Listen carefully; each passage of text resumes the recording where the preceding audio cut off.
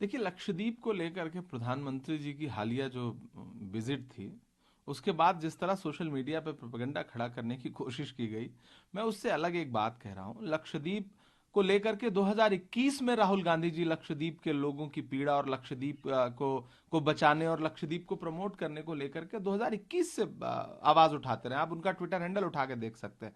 प्रधानमंत्री जी को आज समझ में आया, आप लक्षद्वीप में टूरिज्म बढ़ाना चाहते हैं तो सबसे पहले लक्षद्वीप पहुंचने की जो पेपर वर्क है उसको आसान करिए, ताकि वहां के लोगों और यहाँ दिल्ली और उसके आसपास के लोगों के बीच में कनेक्टिविटी बने। उसका राजनीतिक इस्तेमाल मत करिए। आप राजनीति करके इस तरह के मुद्दों पे एक के बाद एक अपने पड़ोसी खोते जा रहे हैं और उन्हें चीन की गोद में भेजते जा रहे हैं, और खुद चीन को बुला करके आप आरएसएस के दफ्तर में आप मीटिंग करवा रहे हैं। तो ये पूरा जो एपिसोड है, प्रधानमंत्री जी को जब छुट्टियां बितानी होती हैं तो इस तरह के डेस्टिनेशन की तलाश होती है, लेकिन उस छुट्टी बिताने वाले कार्यक्रम को भी इवेंट बनाने की जो एक कोशिश है, उस कोशिश में पड़ोसियों से लगातार। हाँ, महाराष्ट्र में कहीं कोई विवाद नहीं है, क्योंकि मैं खुद वहां से राज्यसभा सांसद हूं, और जमीन पर जनता के मन में महाविकास अघाड़ी को लेकर के एक सहानुभूति है। जिस तरह से वहां लोकतंत्र को लूटा है भारतीय जनता पार्टी ने, उसके खिलाफ गुस्सा है। इसका लाभ भारतीय जनता पार्टी भी जानती है कि महाविकास अघाड़ी को लोकसभा के चुनाव में मिलेगा। इसीलिए भाजपा ने एक इंजन लगाया पहले सरकार में, फिर दूसरा इंजन भी लगाया, लेकिन वो प्रयोग भी असफल है। जनता अभी भी नाराज है, और सीट शेयरिंग कोई मुद्दा नहीं है वहां पर, चूंकि शिवसेना हो, एनसीपी हो, कांग्रेस हो, सबका उद्देश्य लोकतंत्र को बचाना और तानाशाही के खिलाफ एकजुट होकर के लड़ना है। तो वहां आराम से सीट शेयरिंग हो जाएगी। और महाराष्ट्र का परिणाम नरेंद्र मोदी सरकार के लिए बहुत शर्मनाक होगा, क्योंकि महाराष्ट्र की जनता बदला लेना चाहती है उन लोकतंत्र के लुटेरों से। सर, विपक्ष चिराग पासवान वो कह रहे हैं कि उनको नहीं लगता कि 2024 के लोकसभा चुनाव आते आते तक विपक्ष रह पाएगा या कोई एक गठबंधन रह पाएगा।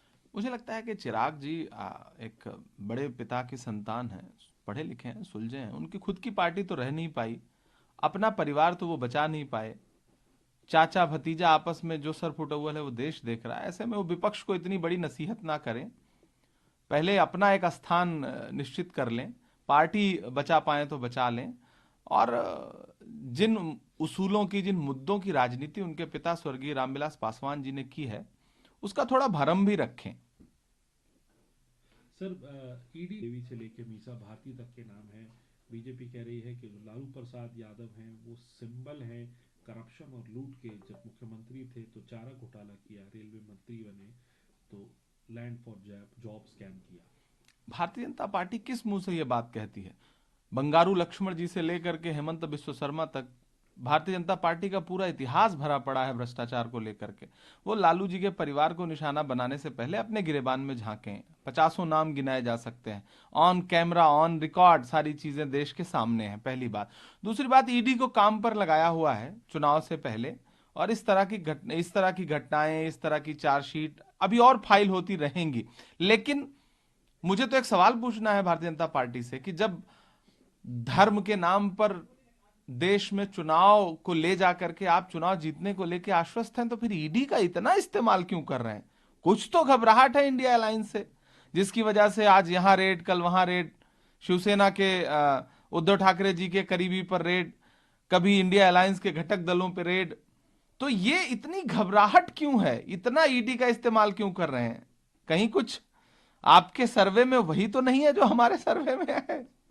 सर, 10 जनवरी एप्लीकेशन केस है, उसको लेके सुप्रीम कोर्ट ने फैसला देना है। उससे पहले जो स्पीकर है उन्होंने मुलाकात करी एकनाथ शिंदे से, जो मुख्यमंत्री हैं। उद्धव ठाकरे ने इसके ऊपर ऑब्जेक्शन उठाया है और बाकायदा एफिडेविट तक जो है वो सुप्रीम कोर्ट में दिया है कि किस तरीके की मीटिंग हो रही है एक स्पीकर और उनके बीच में।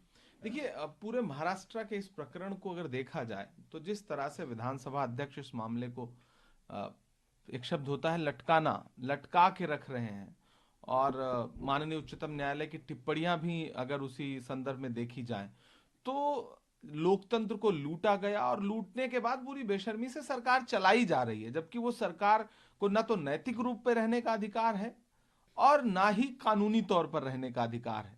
हमें पूरा विश्वास है कि कितनी भी मुलाकातें कर लें विधानसभा अध्यक्ष, लेकिन डिस्क्वालिफिकेशन की जो तलवार है वो एकनाथ शिंदे और उनके सहयोगी विधायकों पर गिरेगी ही, बचा नहीं पाएंगे उन्हें।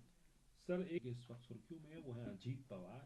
उन्होंने इशारों इशारों में शरद पवार पे तंज कसा है, कहा है कि कुछ लोग ऐसे हैं जो रिटायर होने के लिए तैयार नहीं है, रिटायर होना नहीं चाहते, सीधे तौर पर शरद पवार पे कहा। नहीं, हो सकता है अजीत पवार जी नरेंद्र मोदी जी के लिए कह रहे हो, नरेंद्र मोदी जी की भी उम्र काफी हो चुकी है, तो हो सकता है वो उनके लिए कह रहे हो।